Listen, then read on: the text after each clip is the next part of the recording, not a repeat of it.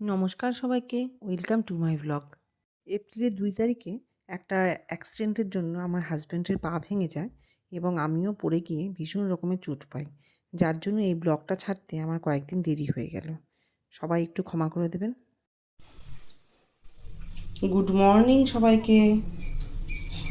এই যে সকালবেলা চা আর বিস্কুট নিয়ে বসে পড়লাম। না, বসে পড়তে পারিনি এখন। অনেক কষ্ট করে এই চা আর বিস্কুটটা আমি পেলাম।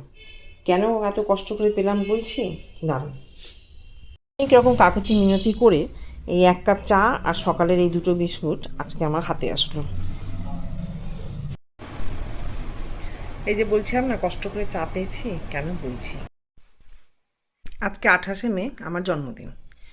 তো ভেবেছিলাম যে সকালবেলা উঠেই হয়তো আমার হাজব্যান্ড আমাকে উইশ করবে। তো সকালবেলা উঠে দেখলাম ও নেই পাশে শুয়ে। তো ভালো, আচ্ছা ঠিক আছে, খুব ভালো কথা, নেই, উঠে হয়তো কোথাও গেছে। তো উঠে আমি বাথরুমে গেছি ব্রাশ করতে গিয়ে দেখি, শুনতে পাচ্ছি, মানে দেখতে না, শুনতে পাচ্ছি যে রান্নাঘর থেকে টুনটান আওয়াজ আসছে। কী ব্যাপার, রান্নাঘরে গিয়ে দেখি ও মা, এলাহি কাণ্ড, মানে দেখছি পুরো রান্না করছে। তো ব্যাপারকে আমি জিজ্ঞাসা করতে ভয় পেয়ে গেলাম যে কী রে বাবা, এত সকালবেলা উঠে রান্না করছে কেন। বলা মাত্র তাড়াতাড়ি করে আমাকে রান্নাঘর থেকে বের করে দিল। আসলে ব্যাপারটা হচ্ছে বাড়িতে মিস্ত্রি কাজ করছে, ১০টার মধ্যে মিস্ত্রি চলে আসবে, তাই ওকে ১০টার মধ্যে রান্না শেষ করতে হবে।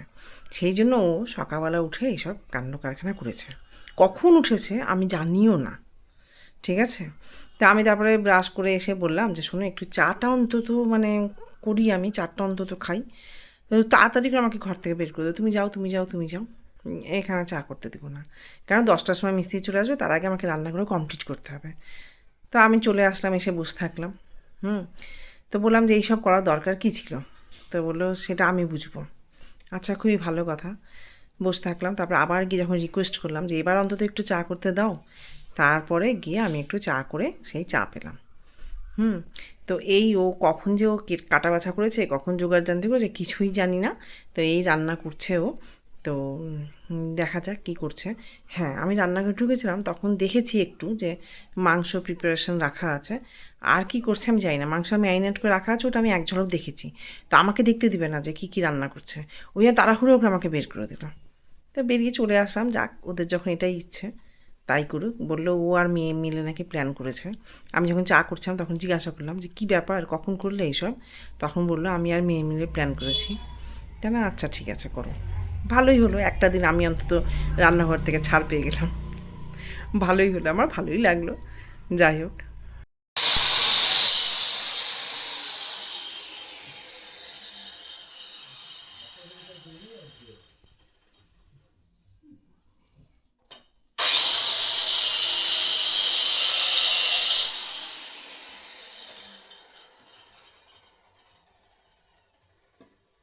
এই কার্পেন্টার ভাইরা ঠিক 10টার মধ্যে চলে আসে এবং ওনাদের পুরো কাজটাই কিন্তু রান্নাঘরে।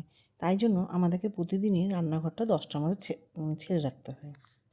তাই 10টার মধ্যে রান্না কমপ্লিট করে আমরা সমস্ত কিছু সরিয়ে রাখি। তা আজ যেহেতু প্রচুর রান্না, ওই জন্য সকাল থেকে উঠেই আমার বর এসব শুরু করে দিয়েছিল। যদিও আমি কিছু জানতাম না, এত রকম রান্না করার দরকারও ছিল না এত কাজের মধ্যে, কারণ বাড়ির মধ্যে এখন আমরা খুব অসুবিধার মধ্যেই আছি।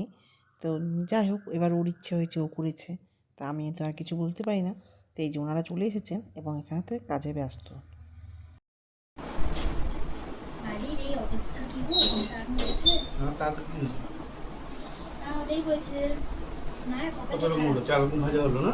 4 রকম আরেকটা তো আচ্ছা, হয়েছে, ওই তো শাক আছে। শাকের আইডিয়াটা আমার ছিল, বাবার 5টা ভাজা কমপ্লিট করার জন্য শাকের আইডিয়া আমার ছিল।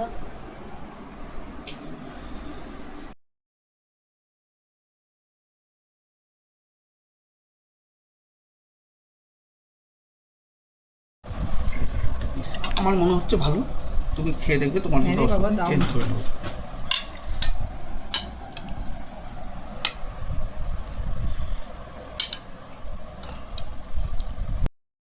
আর এই যে আমাকে কিন্তু শুধুই যে রান্না করতে জানি তা নয়, আমাকে কিন্তু একেবারে গুছিয়ে পাত পেরে খেতে দিচ্ছে, ঠিক আছে।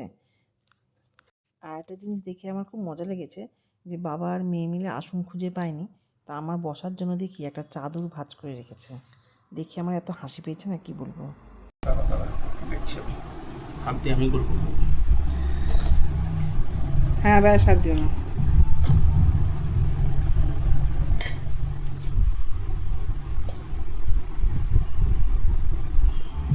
বন্ধ করে দিলাম, ঠিক আছে? হ্যাঁ, মা দেন আমাকে। দেবো না, তোমার মা নেই বলে তুমি পাও না, এটা ঠিক না।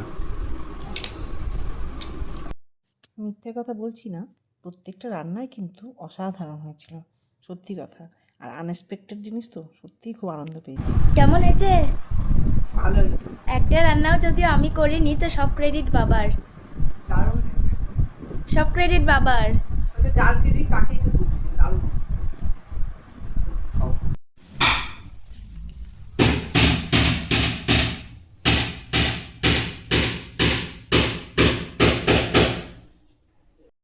এই যে এইভাবে গোটা বাড়ি জুড়ে কাজ চলছে, আমাদের কিন্তু চলাফেরা করার জায়গাটুকু পর্যন্ত নেই। প্লেট হাউস দিয়ে তখন ভিডিও বানাতে। এই তো সন্ধ্যাবেলায় রেডি হয়ে এসেছি হার্ডওয়্যারের দোকানে, এই সাহা ট্রেডার্সে। তো এখানে কিছু হাতল আর কিছু কবজা এইসব জিনিসপত্র কেনাকাটা করার আছে, তাই জন্যই এখানে এসেছি। তো দেখি চলুন ভিতরে ঢুকে যে কী কী জিনিস আছে। আমার বর বলছিল যে এখানকার কালেকশন নাকি খুব ভালো, দেখা যাক।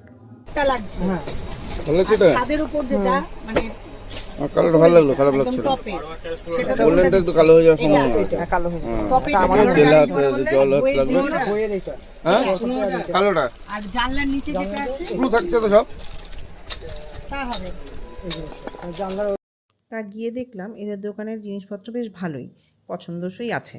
এবং সবথেকে যেটা বড় কথা, এদের দোকানের জিনিসগুলো কিন্তু বেশ একটু রিজনেবল, মানে দামটা কিন্তু কম অন্যান্য দোকানের থেকে। তুমি উপরের জন্য তো এটা ছোটটা নেবে সেন্টার পেপার 80 নম্বর 5 ইঞ্চি। আর এটাই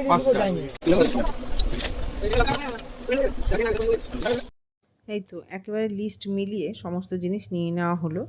হ্যাঁ, এর মধ্যে আবার মেয়ের নাচের স্কুল থেকে ফোন করেছিল যে ওদের ছুটি হয়ে গেছে, তো ওকে নিতে যেতে হবে বলে আমাদের একটু তাড়াই ছিল। তো এদিন থেকেও আমরা একটু তাড়া দিচ্ছিলাম যে আপনারা একটু তাড়াতাড়ি জিনিসগুলো দিয়ে আমাদেরকে ছেড়ে দিন, কারণ দোকানে কিন্তু বেশ ভিড়। তাই জন্য এনারা যাই হোক ছেড়ে দিচ্ছে।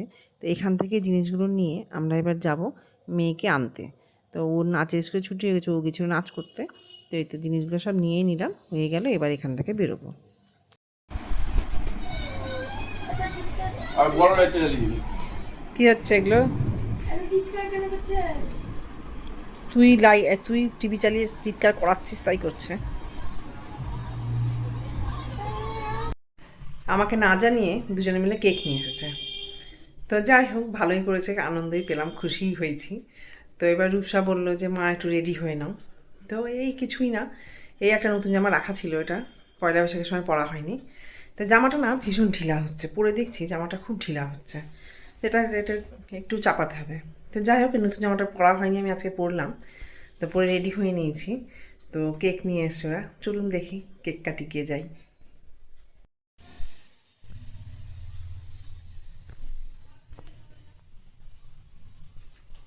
না ফুদো, আমরা হ্যাপি বার্থডে বলবো।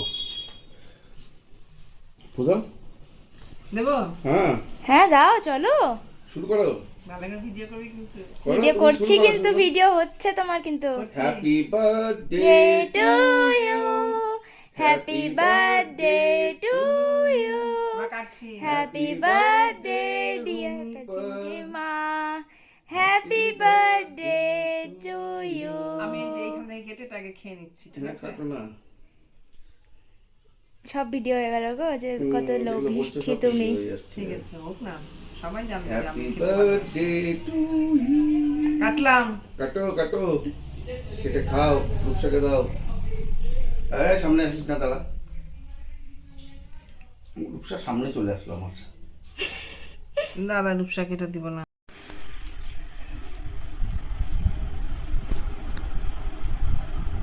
এই নাও, সবাই খেয়ে নাও। তোমার এটুটা না, আমার এটা না, এত বড় কেক আছে, সবাইকে দেওয়া হবে। এই যে আমাকে উপরে ঘরে ওরা বসিয়ে রেখেছে, ঠিক আছে? নিচে যেতে দিচ্ছে না। নিচে যে ওরা বাবা আর মেয়ে মিলে কী করছে কে জানে। রান্না করছে, অবভিয়াসলি সব কিছু রান্না করছে। কী রান্না করছে না করছে আমাকে নাকি দেখাবে না, সব নাকি আমার জন্য নাকি সব কিছু সারপ্রাইজ। তো দেখা যাক। তা আমাকে উপরে ঘরে ওরা বসিয়ে রেখেছে, নিচে যেতে বারণ করেছে। আমি তো রান্নার ভিডিওগুলোও করতে পারছি না, কী রান্না করছে কে জানে। আমার বার্থডে গিফট, এটা তোমার জন্য। ওরে বাবা রে, আবার কেক! ওয়াও, দারুণ। এটা কি তুই বানালি? এটা বাবার সাহায্য নিয়ে বানিয়েছি। ওই জন্য যেতে দিচ্ছি না রান্নাঘরে? না, ওই জন্য আটকে রেখেছিলি ঘরের মধ্যে? ভালো হয়নি, কেমন একটা উল্টো পাল্টা হয়ে গেছে। খুবই ভালো হয়েছে। কে বলেছে ভালো হয়নি? দেখতে তো দারুণ লাগছে। এই যে হট চকলেট কেক, হ্যাঁ হট চকলেট কেক বানিয়ে নিয়ে এসছে এর জন্য আমাকে। হ্যাঁ, হট চকলেট কেক বানিয়ে নিয়েছে, একদম গরম হয়ে গেছে, একদম গরম হয়ে গেছে। তা আমাকে এই জন্যই আটকে রেখেছিল ঘরে, ঠিক আছে? বাবা আর মেয়ে দুজনে মিলে বানিয়েছে এটা। মেয়েই বানিয়েছে মেনলি। ও আচ্ছা, মেনলি মেয়েই বানিয়েছে। আচ্ছা বাবা একটু হেল্প করে দিয়েছে শুধু। আচ্ছা, রেসিপিটা মেয়ের, বাবা হেল্প করে দিয়েছে। যাই হোক, দুজন মিলে করেছে, আমাকে আটকে রেখেছিল ঘরে। আমি তো দেখতে যাইনি কে কী করেছে। তাই দেখে তো মনে হচ্ছে দারুণ টেস্টি হবে। মেয়ের গিফট এটা, আমার মেয়ের তরফ থেকে এটা গিফট, দারুণ গিফট, দারুণ গিফট। এই পাশ দিয়ে এটাও দেখিয়ে দিই, দারুণ। বলো নাচ করে এসে অনেক কষ্ট করে এটা বানিয়েছে। হ্যাঁ, ওই যে ওর বাবা বলছে নাচ করে এসে অনেক কষ্ট করে এই কেকটা ও বানিয়েছে আমার জন্য। আচ্ছা, রাত্রেবেলাতে যে নাইটি করে কেক কাটছি, ঠিক আছে? আগে তো একটু সেজে গুজে কেক কেটেছি, এখন পুরো রাত্রেবেলাতে সব করে যেমন বাড়িতে আছে তেমনই কেক কাটছি। বলো, এই কেকটা কাটছি happy birthday. Happy birthday to you, happy birthday দারুণ হয়েছে। হ্যাপি বার্থডে ডিয়ার মা, happy birthday to you. Hot chocolate cake. নিজেই খেয়ে নিলে।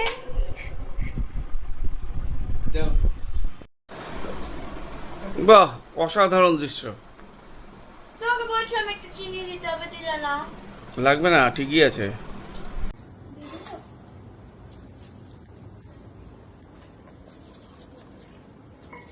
আরে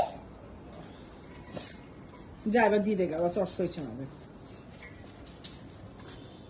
জন্মদিনে তো নিমন্ত্রণ করে আলাদা করে কাউকে খাওয়ানো হয়নি, তো এদের এরা দুজন সারাদিন আমাদের বাড়ির সামনে বসে থাকে, রূপসার খুব প্রিয়।